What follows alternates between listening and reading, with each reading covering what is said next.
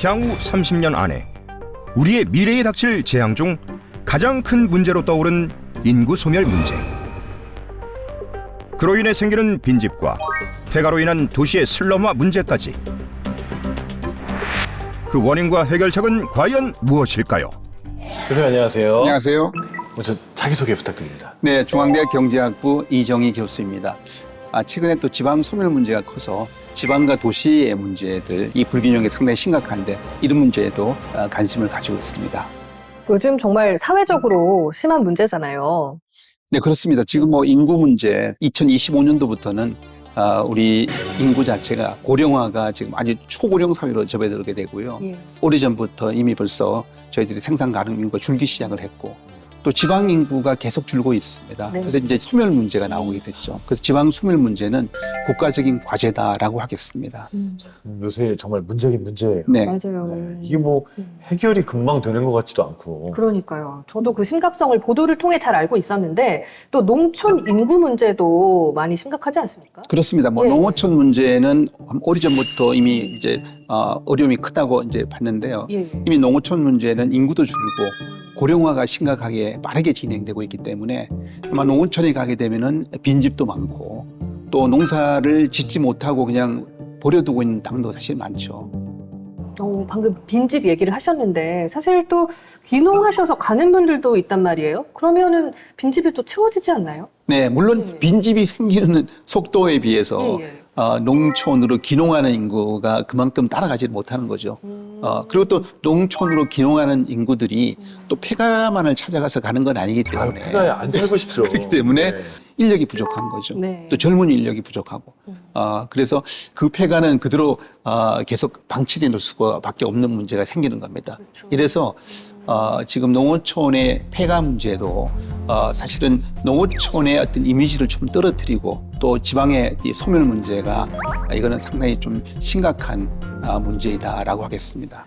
현재 얼마나 좀 심각하다고 볼 수 있을까요? 지금 농어촌 부분들은 인구 소멸 지역을 지정을 하고 있는데 네. 인구 소멸 지역이 계속 늘어나고 있고요. 이미 벌써 소멸되지 않지만은 이미 도시에서도 인구 소멸의 어떤 주목 대상 이런 대상들이 선정되어 있을 정도. 이제는 어떻게 보면은 꼭 지방의 작은 도시만이 아니라 네. 좀 큰 도시에서도 인구가 줄고 있는 이런 상황이기 때문에 인구 문제는 우리 국가 전체적으로 나타나는 문제다라고 하겠습니다. 근데 말도 중요한 것 같은데 인구가 줄어들어서 문제다가 아니라 소멸이라고 하잖아요. 네. 그러니까요.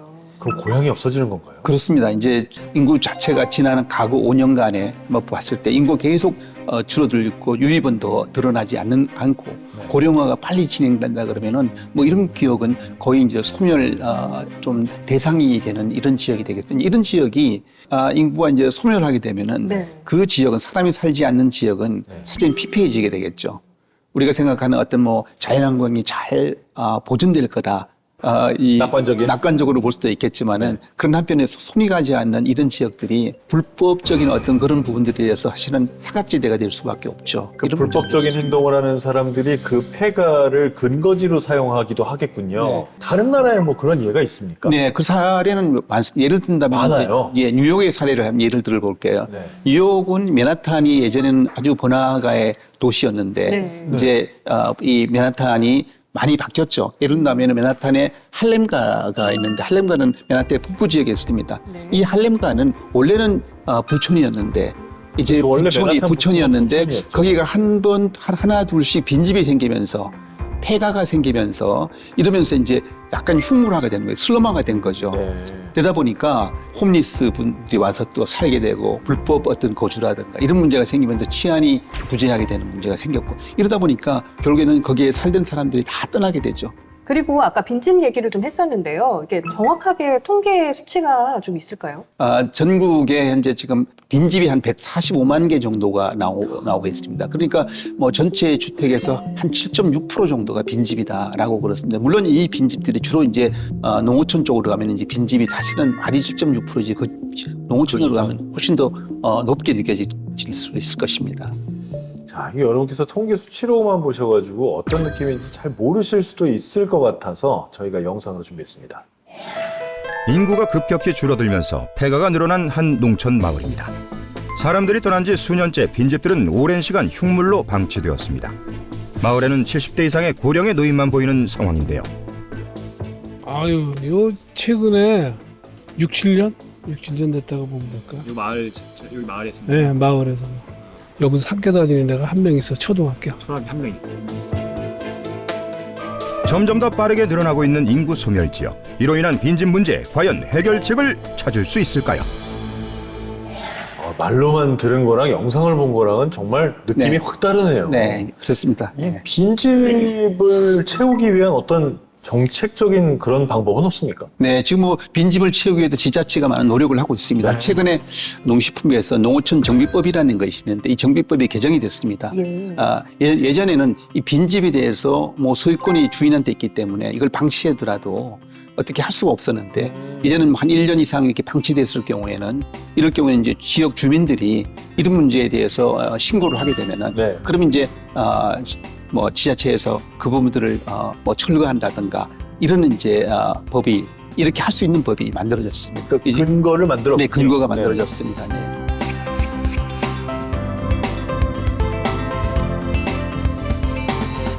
네, 뭐 지자체가 비용도 일부 될 수가 있고요. 네.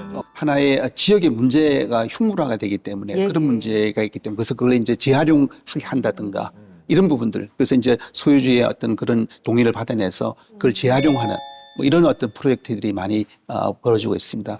그러니까 뭐 물론 빈집으로 놔두는 것보다 훨씬 난데, 근데 이게 철거만 한다고 모든 게 해결되는 건 아니지 않습니까? 네, 철거하고 이제 그걸 재활용하는 방법이 제일 좋겠죠. 재활용, 재활용. 뭐 리모델링 놀이터나 일종의. 뭐 도서관이나. 네.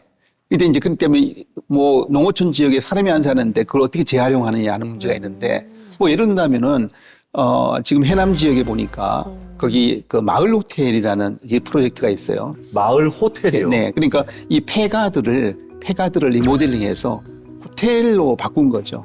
그러니까 단독 호텔이 되는 거죠. 네네. 이렇게 해서 독채처럼. 그렇습니다. 그래서 이렇게 예쁘게. 거주할 수 있을 만큼 이런 이제 좀 그걸 뭐 새로운 현대식 빌딩이 아니더라도 뭔가 그런 것을 농촌을 체험하고 싶은 이런 도시인들한테 기회를 만들어 주는 것입니다.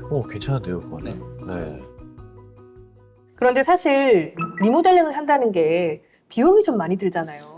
네, 그렇습니다. 비용도 들고 어때 디자인이 돼야 되겠죠. 뭐 재원이 필요한 거 하기 그렇죠. 때문에. 그래서 농어촌 상생협력 기금이 있습니다.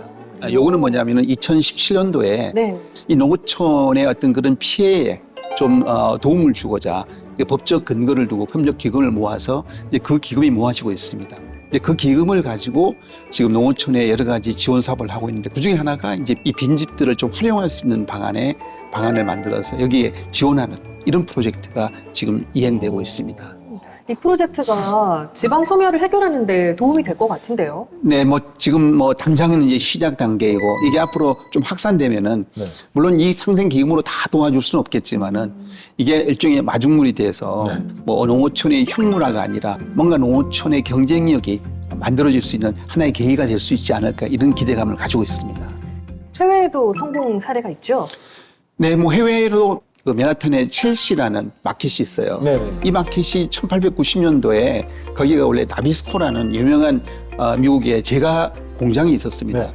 근데 이제 맨하탄이 이제 도시가 성장하면서 이런 뭐 제조업들이 다 뭐 밀려났죠. 외곽으로 네. 밀려나게 됐죠. 이러면서 그게 폐건물이 된 거죠. 공장 전체가. 예. 근데 이 폐건물을 어떻게 할 거냐. 그러다가 여기에 그 전통 시장이 들어오게 된 겁니다. 파머스 마켓이 들어오고. 근데 그 주변에 또 뭔가 하면은 철도가 있었는데 이제 이것도 도시 재정비를 하면서 그러면 이걸 없애지 말고 이 하일랜드 파크라 해서 이거랑 이제 그 아까 그런 폐공장을 연결시켜서 이제는 그 첼시 마켓이 아주 유명한 관광지가 되어 있는 케이스가 있습니다. 또 맨하탄의 또 한 사례로 보면은 덤보라는 지역이 있는데 이 덤보는 맨하탄을 브루클린이라는 쪽으로 건너가면은 네. 거기에 있는 이제 하나의 지역인데요. 원래 옛날에는 거기가 많은 제조업이 있고 이런 부분이었는데 이게 다 경쟁력이 없어지니까 이게 이제 떠나버리고 폐허처럼 이렇게 형평화 되어 있었죠. 이 부분들이 예술가들이 참여하면서 디자인 거리라든가 카페 디자인 거리로 이렇게 알려지면서 많은 관광객이 찾고 있습니다. 예술가들이 들어가면 동네가 좀 잘 되는 것 같아요. 네, 그렇습니다. 뭐 예를 든다면은 네. 뭐 우리나라에도 목마르던 덕이 있느냐 이렇게 물어본다면은 목마르던 네, 좀 프랑스 알아요. 파리에 통영. 네, 그렇습니다. 통영에 있잖아요. 네. 한국의 통영에 목마르트가 있어요? 네. 네. 통영에 보면은 이제 동파랑이라는 지역이 있는데요. 네. 여기가 사실 낙후된 지역이었습니다. 낙후된 지역이었는데 여기에 이제 예술가들이 참여를 했습니다. 그래서 거기에 낙서가 이게 예술로 바뀐 거죠. 이런데 거리들을 아름답게 만들어들다 보니까 네. 거기가 이제 빈집들이 다 카페가 들어선다든가 그다음에 화랑이 들어선다든가 현재는 지금 아주 유명한 관광지가 되었습니다. 이게 SNS에서 사진들은 봤던 것 같습니다. 그 맞아요. 통영에 대한. 네, 맞습니다. 뭐 통영에 대한 아주 이제 유명해졌죠. 그래서 그것만 잘 되는 게 아니라 주변에 예를 들면 뭐 통영의 꿀빵도 유명해졌고요. 놀러 가면 먹어야 되거든요. 네. 맞습니다. 자, 오늘 네. 이 도시와 농어촌의 어떤 불균형에 대한 얘기를 하고 있는데 네. 끝으로 여기에 대해서 꼭 하고 싶으신 말씀이 있다면요. 네, 지금 우리 도시와 농어촌의 이 불균형 문제는 이 전체 국가적인 어떤 이게 발전에 여러 가지 문제가 나타날 수가 있습니다.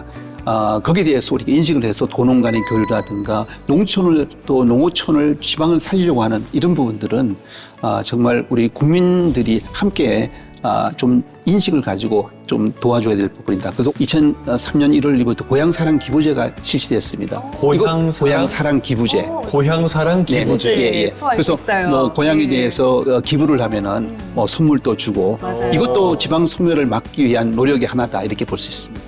앞으로 그런 노력이 점점 더 많아지겠군요. 네, 그렇습니다. 네. 알겠습니다. 오늘 나와서 좋은 얘기 해주셔서 감사합니다. 네, 네, 고맙습니다. 감사합니다. 네.